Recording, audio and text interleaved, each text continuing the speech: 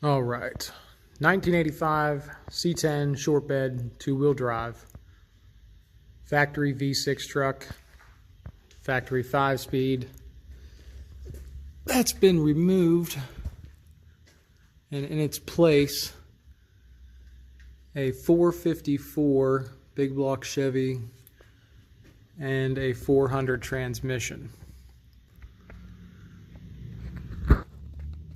So this is just a video journal of what I'm looking at so far here. Has had headers put on it.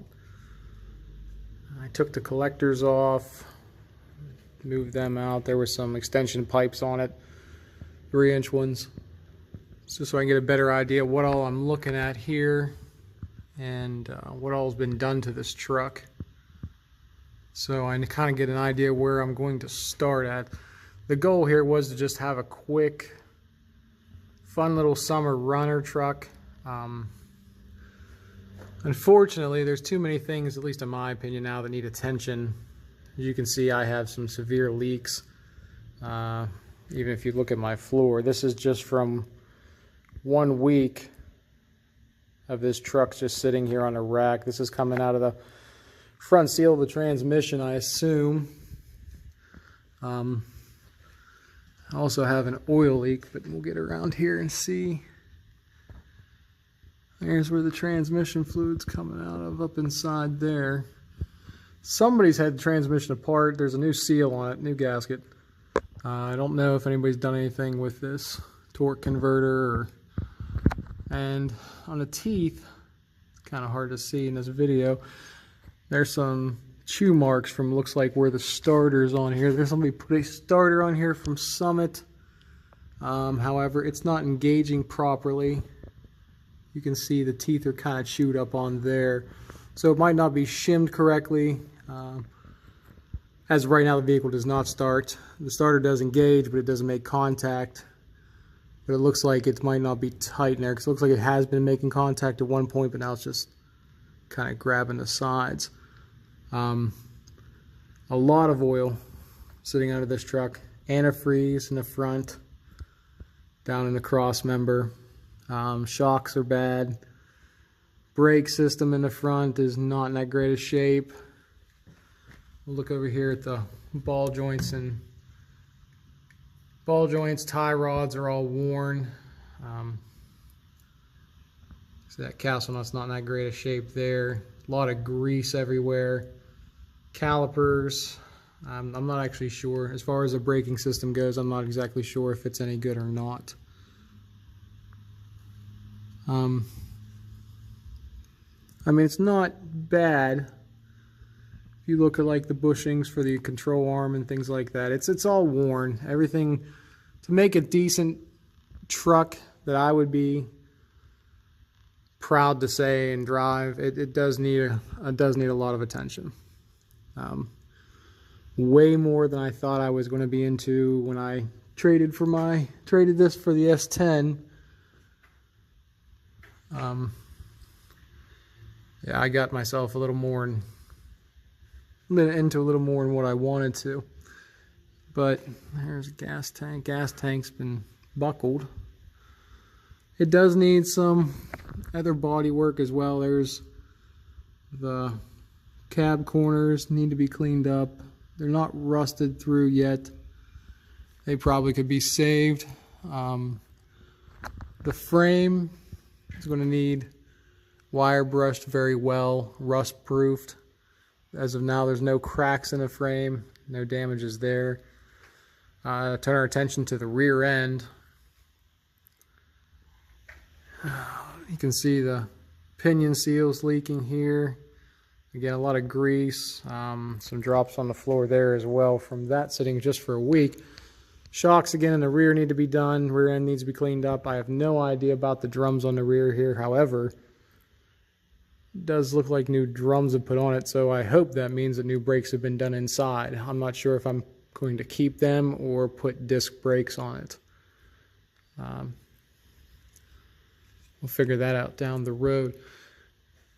As far as the other underside here, Again, there's some things that need to be fixed, but nothing that's beyond repair at this point.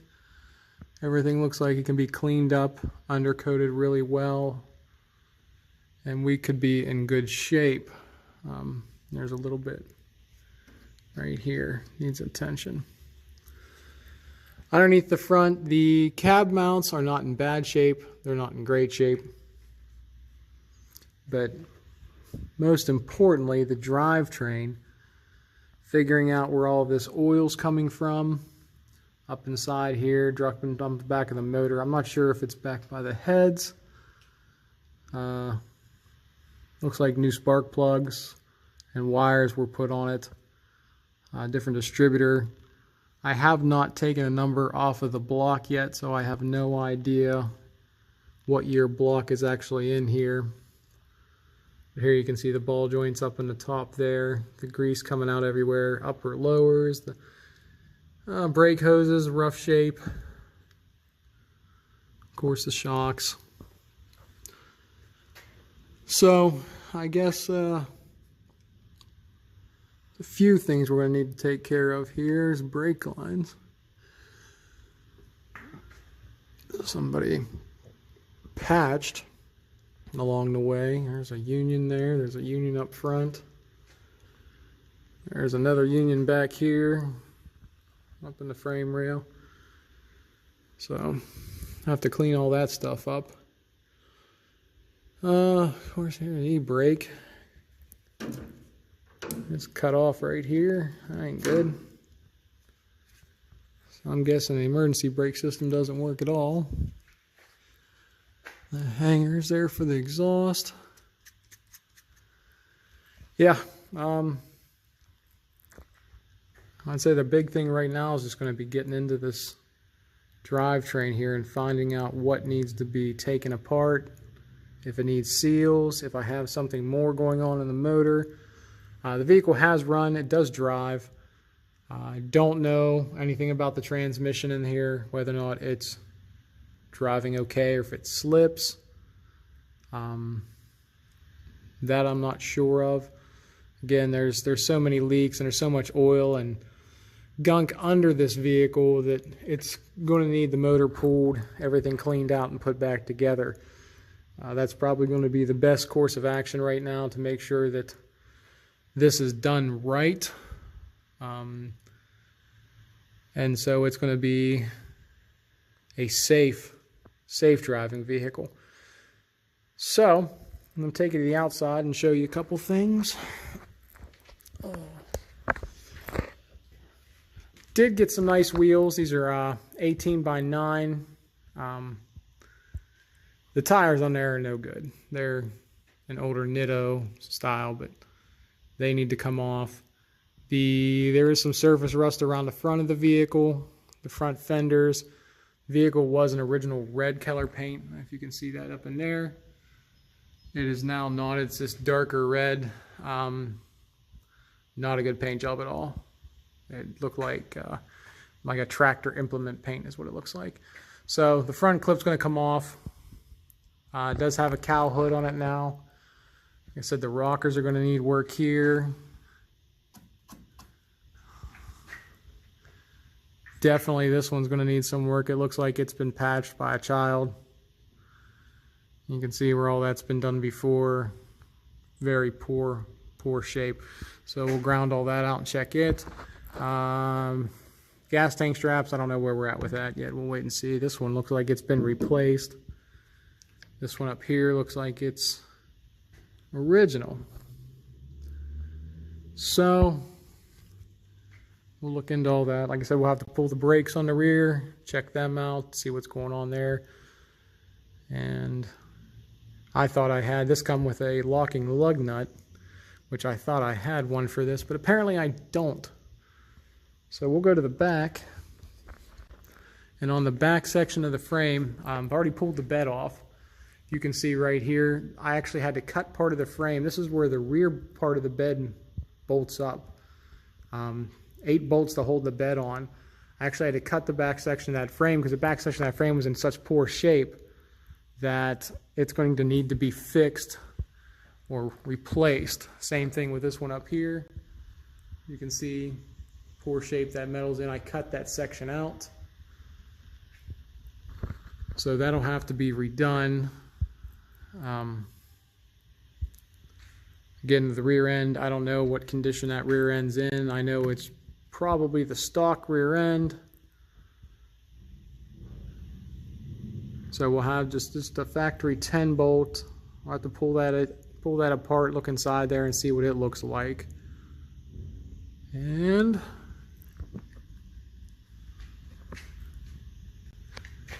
yeah, that's where we're at. The inside of the vehicle is not much better. It's in poor shape as well. Like I said, this truck is more going to be set up for a daily driver. Just a nice look to it, nothing fancy. Going to put a drop kit on it, a 5.7 drop kit with new springs, spindles. I'm going to, of course, do the flip kit in the rear. We'll bring that axle to above the leaf spring.